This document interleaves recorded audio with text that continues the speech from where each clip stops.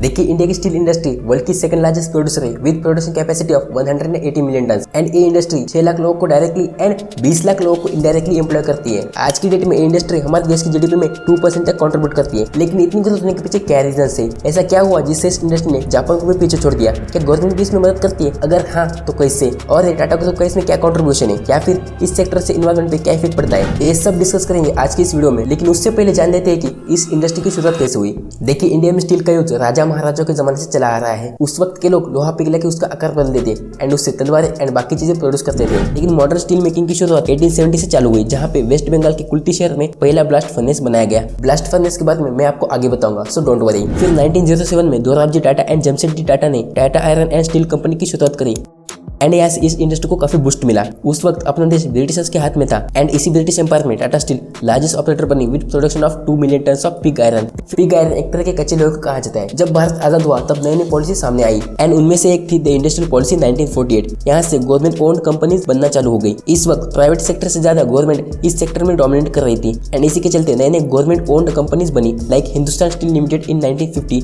राष्ट्रीय इस्पात निगम and many मोर। लेकिन 1993 आते आते गवर्नमेंट ने प्राइवेटाइजेशन में फोकस किया एंड उसके बाद फॉरेन प्लेयर्स भी इंडियन मार्केट में आने लगे, जिससे इंडस्ट्री को और भी बूस्ट मिला।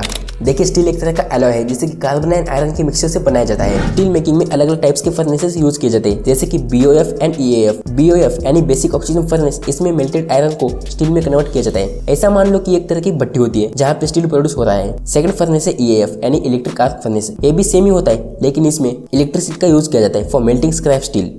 देखिए, स्टील में 3 टाइप्स होते हैं। फर्स्ट इज लिक्विड स्टील, जो कि स्क्रैप एंड आयरन ओर के मोल्टन फॉर्म को कहा जाता है। यूं मान लो कि ये बाकी कुछ नहीं, बस लोहे का पानी है। सेकंड है क्रूड स्टील, ये तब प्रोड्यूस होता है जब हम लिक्विड स्टील को सॉलिड में कन्वर्ट करते हैं। एंड थर्ड है फिनिश्ड स्टील, ये सबसे आखिरी वाला स्टील होता है जब वो कमर्शियल पर्पस के लिए यूज किया जाता है, like construction, railways and other चीजों के लिए। आज इसे क्या रीजन है जिसके कारण इंडिया सेकंड लार्जेस्ट प्रोड्यूसर है एंड इसने जापान को भी पीछे छोड़ दिया? वेल, आपको जान के हैरानी होगी कि India is the 5th highest reserve of iron ore in the world. तो हमारे पास रॉ मटेरियल की तो बिल्कुल कमी नहीं है। और रही बात मैन पावर की, तो आपको तो पता ही होगा कि India is the second largest population in the world.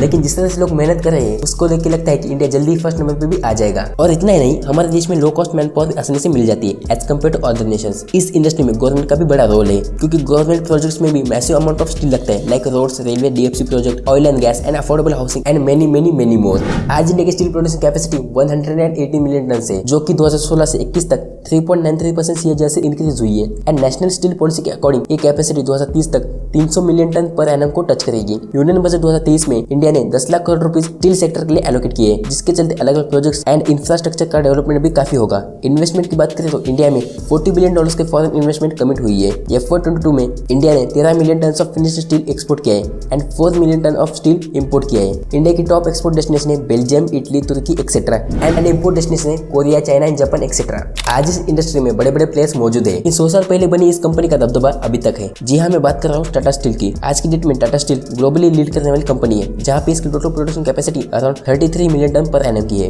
दूसरा है JSW स्टील, इनकी प्रोडक्शन कैपेसिटी अराउंड 28 MTPA यानी मिलियन टन पर एनम की है। JSW का विजयनगर स्टील प्लांट इनका single location largest steel plant है with production capacity of 12 MTPA। कुछ गवर्नमेंट ओन कंपनीज भी जैसे कि सेल यानी steel authority of India, NMDC limited, MSTC limited and many मोर। ऐसा एस्टिमेट किया जा रहा है कि 2030 तक स्टील की डिमांड 7.2% CAGR से इंक्रीज होगी, क्योंकि काफी नए नए प्रोजेक्ट होने बाकी है। प्रधानमंत्री आवास योजना के चलते 158 लाख टन ऑफ स्टील पी में हाउसिंग में कंज्यूम हुआ है, वो भी सिर्फ अर्बन वाले।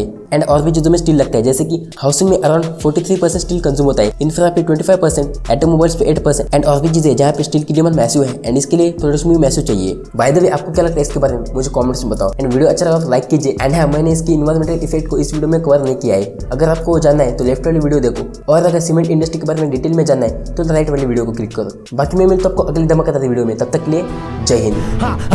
नाक बंद, खोटा खोटा बात बंद, बनना है तो बाप बंद, छोटे थोड़ा शाप बंद।